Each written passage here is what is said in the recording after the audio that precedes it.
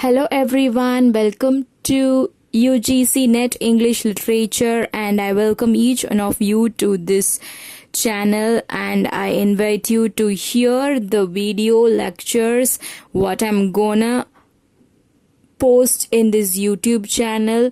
And from today onwards we are going to see the videos right from the Anglo-Saxon period. It is going to be a series. It is going to be a lecture series right from the period Anglo-Saxon to postmodern, and we will cover all the units here. Totally 10 units we are having in English literature for paper 2. So we are going to cover topic by topic, right from drama to research methodology. So we are going to start from British literature, because in English UGC net exam 50% of questions are coming from British literature. So we have to cover all the authors and all the periods, important literary movements and literary theories, everything from British literature, the important authors and the movements. So let me start from today onwards. The people, those who are going to hear the lecture series, you will crack the net exam for sure. And if you study consistently, if you take notes extra and if you research extra, then you will pass and you will qualify in the exam, and there is no changes in it. So let's start this series now. Now, let's have a short introduction of Anglo-Saxon period. Anglo-Saxon period means it is the Old English period that is called Anglo-Saxon period. The Old English literature comprises of the Anglo-Saxon period. So Anglo-Saxons, they inhabited from Great Britain from the 5th century. And they included of the creation of the English nation. See, in England there is a place called Britain, and that Britain was inhabited by the Anglo-Saxons. They invaded the England in 450 AD until the Norman conquest. Norman conquest, which was happened in 1066 AD. And these are the Saxons. You know one thing, who are the Saxons? They came from Germany.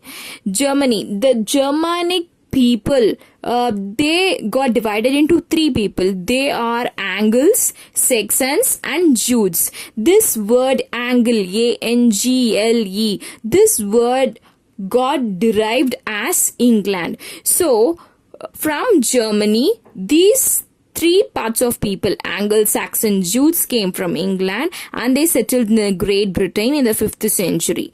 And there was a question in July 2016, which 3 Germanic tribes invaded Britain? And the answer is Angles, Saxons and Jutes. So these people, Anglo-Saxons, why they are called Anglo-Saxons? Because they got settled in Britain, so that they are called Anglo-Saxons. Now these people, they did not believe in Christianity. They didn't believe the Christ, and they believed in pagan religion. What do you mean by pagan religion? P-A-G-A-N, pagan. Pagan means people who don't believe in God. They are called pagans. And after the arrival of Saint Augustine in 597 AD, Britain was spreaded up with Christianity. And in the 8th century, Anglo-Saxons, influenced by Christianity, they got to know who is Christ because of the efforts of Saint Augustine. He proclaimed the love of Christ, and he gospel to each and everyone who is located in Britain. Let's see the literary characteristics of Old English period. That is Anglo-Saxon period. And if we want to know more about the language of Old English period, we can't be able to understand the language of Anglo-Saxons. The Old English is quite difficult to understand. It is mixed with Latin, Breton and Germanic tribal language. And the Old English period comprised of songs and poetry, which were the very important components of literary works. At that time, there was no prose, no drama, no written works, only songs and poetry conveyed orally by the people. The poems were conveyed orally by the people, the reputed people, not by all, by only the reputed people. And the written form came in 733 AD. The next important thing is the valued members of the Anglo-Saxon society is SCOP, S-C-O-P, SCOP. The SCOP discusses social and cultural values in his work, whether it can be a poetry or a song. They are responsible for the people who are known for reputation through the songs which composed after his or her death. So they have to be the ones who has to write poetry after the legends die or after the legends will do some great work. They would talk about the Germanic heroic past also, not only about the Christianity. After Saint Augustine arrived to Britain, they spreaded Christianity. Afterwards, the people and legends, they also talked about the Germanic heroic past and about the great heroes in mythology, in the Germanic mythology. And let's see the literary devices used in the poetries, in the poems of Anglo-Saxon period. The first one is caesura. Caesura means, it is a term in Latin. It means a break in the middle of the lines. For example, twinkle twinkle little star is a rhyme that we know, that we knew in our childhood days.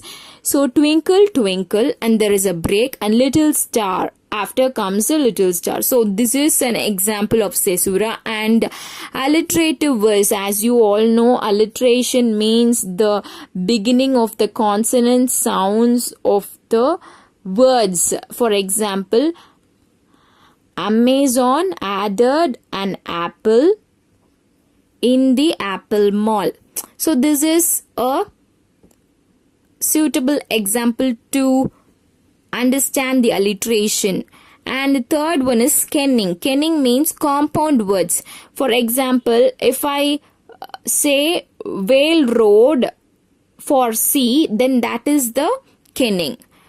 Whale, W-H-A-L-E, Whale, or O-A-D, road. Whale Road can be the kenning. And we are the people who say the C as C alone, but the kenning is somewhat different and it can be said as a compound word. So that is called Whale Road. And prose developed after the influence of Christianity. There were no prose, and after the influence of Christianity, prose got developed, because in churches sermons and the messages were filed up and it got recorded. And also in the poetry of Anglo-Saxon period, Christianity related concepts were included in their works, and the abstract ideas are also conveyed. And abstract means it can't be touched. That is heroic and honest, obedience. These are all the abstract ideas.